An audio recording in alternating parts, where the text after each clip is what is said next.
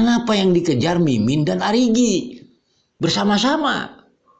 Sedangkan ada DNA asing, puntung rokok yang sudah jelas-jelas ada dan sebagainya. Itu diabaikan. Pertanyaannya kan seperti itu. Jawaban analisa AK karena dibatasi oleh Danu. Danu adalah GC sehingga ceritanya dibatasi oleh GC. Ini sahabat-sahabat AK. Pemahamannya kita bisa lihat kok fakta-fakta persidangan itu. Jadi AK kembali lagi tetap dalam analisa AK. Kenapa kasus ini tidak terang benderang? Karena tidak masuk ke ranah sekolah. Salam analisa, salam kehidupan, salam sehat sahabat-sahabat AK. Tolong disimak sampai habis biar tidak gagal paham.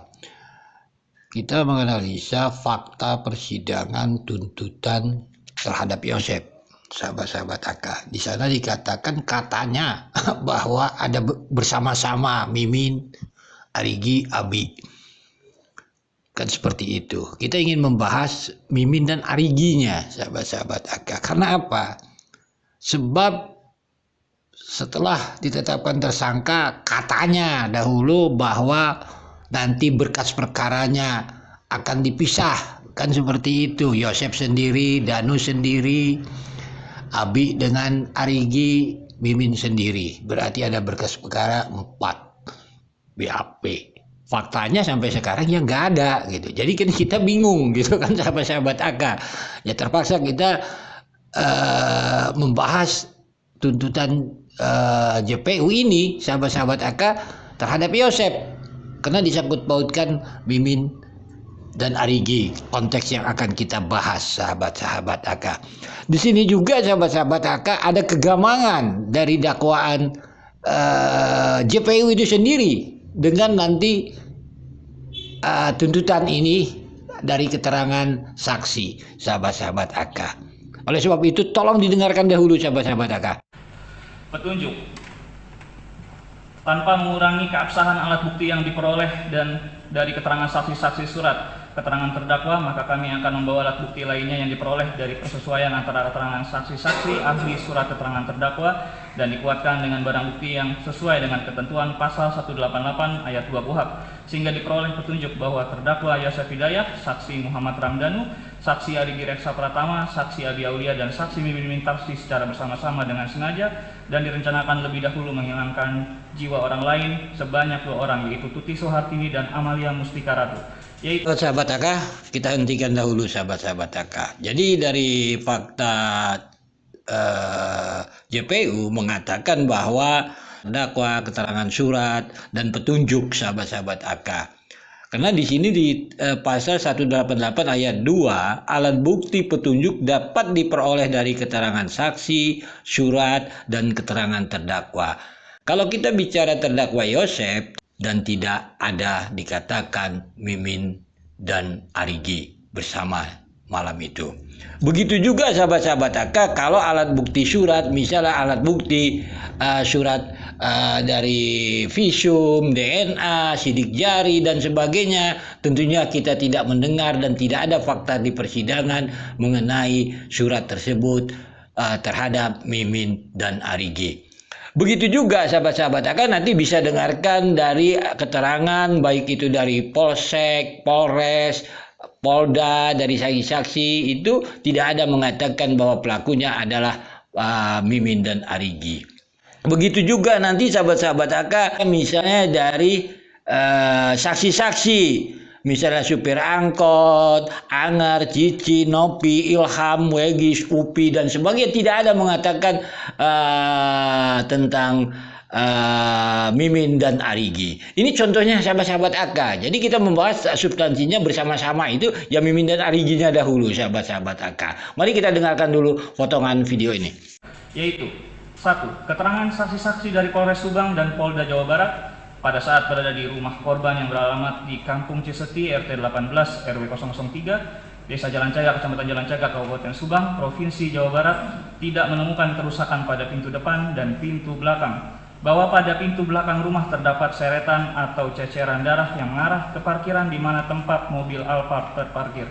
Hal ini bersesuaian dengan keterangan saksi Yoris Raja Amalullah bin Yosef Hidayat yang menerangkan bahwa selain Amel dan Tuti, terdakwa juga memiliki kunci atau akses masuk ke rumah tersebut. Kita hentikan lagi sahabat-sahabat AK.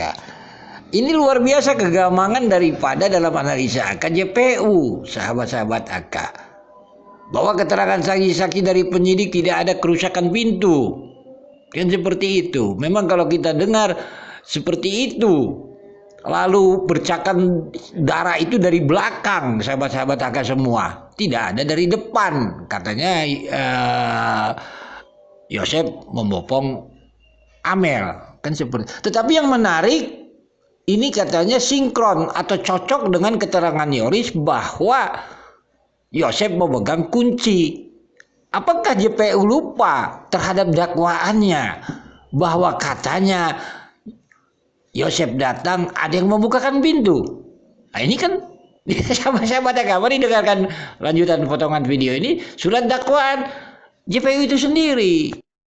Selanjutnya sekira pukul 21.45 waktu Barat terdakwa serta saksi Muhammad Ramdan alias Danu sampai di alamat tujuan di Kampung Ciseti RT 18 RW 3 Desa Jalan Cagar, Kecamatan Jalan Cagar, Kabupaten Subang.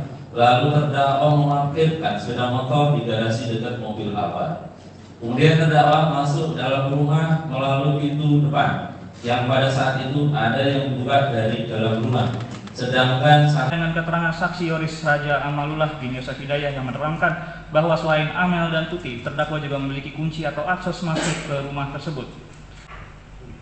Saksi Asep Nugraha, saksi menerangkan saat masuk ke TKP, ruangan yang dilalui adalah ruang tempat penyimpanan barang atau gudang yang tersambung ke area kamar mandi, dapur, ruang makan, ruang tengah, ruang utama. Di dalamnya ada 2 ruangan kamar. Di dalam kamar mandi terdapat banyak benda-benda berserakan dan juga darah yang sudah tercampur dengan air. Bahwa saksi menerangkan pada pintu depan dan belakang tidak ditemukan tanda-tanda kerusakan untuk dibuka secara paksa, namun saksi melihat ada ceceran darah atau seretan darah pada pintu belakang mengarah ke tempat Alphard terparkir. Saksi Muh Saiful Watoni, bahwa saksi menerangkan pada pintu depan dan belakang tidak ditemukan tanda-tanda kerusakan atau kekerasan untuk dibuka secara paksa, namun saksi melihat ada ceceran atau seretan darah pada pintu belakang mengarah ke tempat mobil Alphard terparkir. Kondisi dalam rumah banyak darah bercampur air dan sangat terlihat dengan jelas. Saksi Yoris Raja Amalullah bin Yosef Hidayah, saksi menerangkan bahwa terdakwa lebih sering tinggal di Cijengkol bersama istri mudanya. Terdakwa hanya sesekali datang ke rumah Ciseti Jalan Cagak. Bahwa terdakwa memiliki kunci rumah kampung Ciseti RT 18 RW 003 Desa Jalan Cagak, Kecamatan Jalan Cagak, Kabupaten Subang, Provinsi Jawa Barat, di mana korban Tuti dan Amel tinggal. Sahabat-sahabat AK, jadi dari uraian dakwaan Yosef maupun tuntutan Yosef khusus untuk Mimin dan Arigi itu tidak terbukti. Fakta 2 alat bukti yang ada. Ini analisa AK. Pertanyaannya sahabat-sahabat AK, dari rangkaian uraian JPU tentang penyidik di TKP dan sebagainya, itu tidak ada yang membuktikan Mimin dan Arigi di sana. Bahkan sidik jari, DNA, puntung rokok pun tidak ada milik mereka. Kenapa yang dikejar Mimin dan Arigi bersama-sama? Sedangkan ada DNA asing, puntung rokok yang sudah jelas-jelas ada dan sebagainya. Itu diabaikan. Pertanyaannya kan seperti itu. Jawaban analisa AK karena dibatasi oleh Danu. Danu adalah GC sehingga ceritanya dibatasi oleh GC. Ini sahabat-sahabat AK. Pemahamannya kita bisa lihat kok fakta-fakta persidangan itu. Jadi AK kembali lagi tetap dalam analisa AK. Kenapa kasus ini tidak terang benderang? Karena tidak masuk ke ranah sekolah. Itu duduk permasalahannya sahabat-sahabat AK. Nanti kita sambung lagi sahabat-sahabat AK.